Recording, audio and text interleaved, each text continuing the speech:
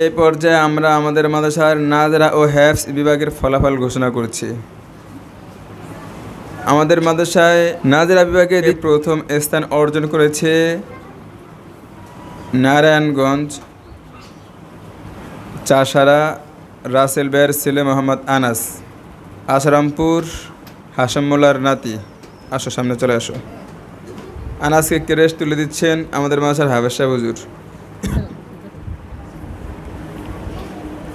নাজরা বিভাগে দ্বিতীয় স্থান অর্জন করেছে সিংহদী এম এ মোতালেব ভুইয়া স্কুলের ধর্মশিক্ষক মোহাম্মদ নাসির সাহেবের মেয়ে নাজিয়া আসেনে।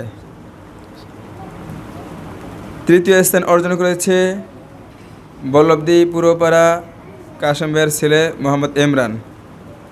সামনে চলে আসো। ইমরানকে ক্রেস্ট তুলে দিচ্ছেন আমাদের শাকির হুজুর।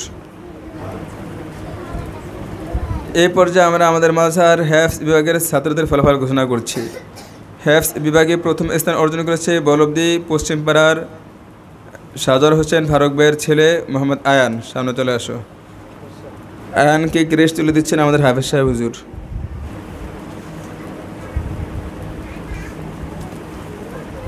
হেফজ বিভাগে দ্বিতীয় স্থান অর্জন করেছে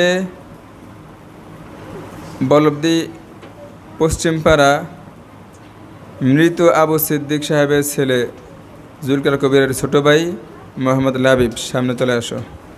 লাবিবকে ক্রেস্ট তুলে দিচ্ছেন আমাদের রেজন স্যার। হেফজ বিভাগে তৃতীয় স্থান অর্জন করেছে বল্লভদী পুরোপাড়ার জামাল ভাইয়ের ছেলে মোহাম্মদ ফারহান। ফারহানকে ক্রেস্ট তুলে দিচ্ছে আমাদের ইব্রাহিম স্যার। রেজন ভাই ধরেন।